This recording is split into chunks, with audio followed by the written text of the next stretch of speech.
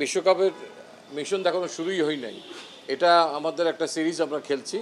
তো বিশ্বকাপের আলোকে কিন্তু আমরা দলটা ঘোষণা করেছি এবং সেই সময় বিস্তর চিন্তা ভাবনা করি আমরা দলটাকে দিয়েছি যে কার বিকল্প কে হতে পারে, কিভাবে হলে কম্বিনেশন কোচ বের করে নিতে পারে, 6 ব্যাটার 7 ব্যাটার্স, বোলিংয়ের দিক থেকেও 5 জন বোলার কিংবা 6 জন বোলারের অপশনের মতো করেই আমরা দলটাকে দিয়েছি। তো এটা দুঃখজনক যে আকাঙ্ক্ষিত ফর্মে হয়তো সবাই নেই এবং আকাঙ্ক্ষিত ফলাফল আমরা করতে পারছি না। আমরা যে সিরিজটা খেলছি যুক্তরাষ্ট্রের সঙ্গে হতাশাজনকই বলবো যে আমাদের দুটো ম্যাচে আমরা জয়ের অবস্থানে ছিলাম, সেখান থেকে আমরা জয়টা করায়ত্ত করতে পারিনি।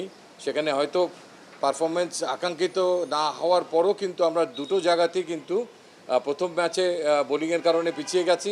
শেষ মুহূর্তে আপনারা দেখেছেন যে প্রায় 15-র উপরে গড় প্রতি আস্কিং রেট ছিল। সেখানে আমাদের অন্যতম সেরা বোলাররা ছিল যারা মুস্তাফিজ আইপিএল থেকে খেলে এসছেন, শরীফুল ছিল।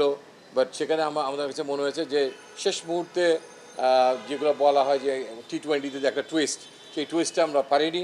ঠিক একইভাবে যখন আমরা 144 রান তাড়া করছিলাম দ্বিতীয় ম্যাচে, আপনি দেখবেন যে আমরা 2 উইকেটে এমন একটা অবস্থানে পৌঁছে গিয়েছিলাম যখন শান্ত এবং তহিদ হৃদয় ব্যাট করছিল যে এটা মনে হচ্ছিল যে একটা সময়ের ব্যাপার যে আমরা জয়টা করায়ত্ত করতে পারবো। কিন্তু আমাদের ব্যাটিং বিপর্যয়ের কারণে সেখানেও দেখা গেল যে আমরা 3 বল বাকি থাকতেই পরাজয় বরণ করলাম। তো এটা নিশ্চয়ই দুশ্চিন্তার কারণ, হতাশার কারণ। আপনি কালেকটিভলি হয়তো উপরের ব্যাটাররা রান করতে পারছে না, এটা সত্য। শান্ত কিছুটা রান পেয়েছে, তবে যদি সেকেন্ড ব্যাচটার দিকেও তাকান আপনি দেখবেন যে সেখানে আমাদের এক্সপিরিয়েন্স প্লেয়াররাও দলটাকে জয়প্রান্তে নিয়ে যেতে পারেনি।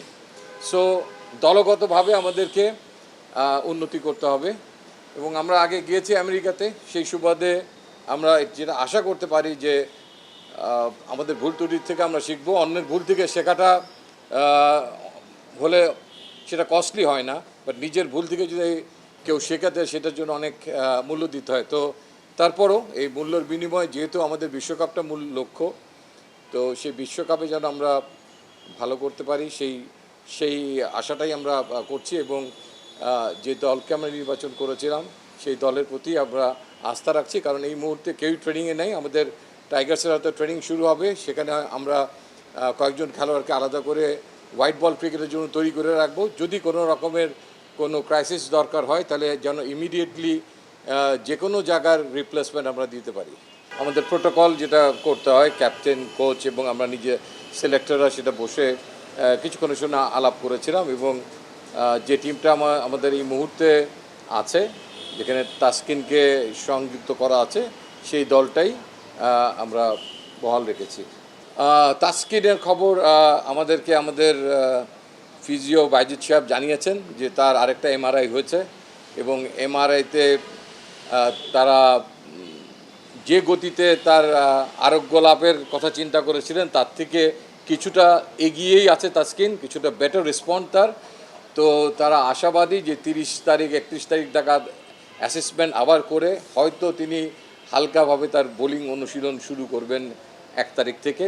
মানে যদি সব কিছু যেভাবে প্ল্যান করা আছে সেভাবে যদি হয়, আর এখন থেকে তিনি হয়তো ট্রেনিং করবেন, কিছু হয়তো ইনস্ট্রুমেন্টাল এবং স্ট্রেংথ অ্যান্ড ট্রেনাররা যেভাবে তাকে ট্রেনিং করাবে সেভাবে তিনি ট্রেনিং শুরু করবেন এবং আশা করা যায় যে 5 তারিখের মধ্যে একটা প্ল্যান করা হয়েছে যে হয়তো তিনি ফুল রান আপে বল করবেন। এটা মানে সম্ভাব্য। আমি যে কথাগুলো বললাম ঘটবেই তা আমি বলতে পারছি না, সম্ভাব্য প্ল্যানিং। সব কিছু তো প্ল্যানিংয়ের মতো একদম 100% আগায় না, এর থেকে বেটারও হতে পারে, আবার কিছুটা পিছিয়ে যেতে পারে।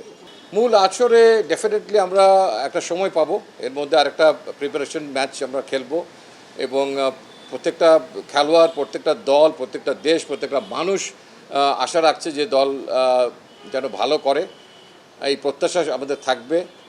আমরা জানি যে আমাদের বিপুল সংখ্যক দর্শক আমাদের অন্তঃপ্রাণ, তারা ক্রিকেটের জন্য, তারা অনেকেই সাংঘাতিকভাবে হতাশ হয়েছেন এবং আমাদের ক্রিকেটাররা হতাশাজনক পারফরমেন্সই করেছেন। আমি বলবো না যে খুব ভালো পারফরমেন্স করেছেন, তারা বিচ্ছিন্নভাবে 2-1 হয়তো ভালো করেছেন। তো আমার বিশ্বাস যে কয়েকটা দিন আমরা ট্রেনিং করার সুযোগ পাবো এবং দুটো ওয়ার্ম আপ ম্যাচ খেলার সুযোগ পাবো বিশ্বকাপ শুরু হওয়ার আগে। সেখান থেকে বেটার উইকেটে খেলার সুযোগ পাবো আমার মনে হয় আমাদের আইসিসি ওয়ার্ম আপ ম্যাচ যখন আসবে। এবং আমার বিশ্বাস যে তারা তাদের আস্থার জায়গাটা রিগেইন করতে পারবে।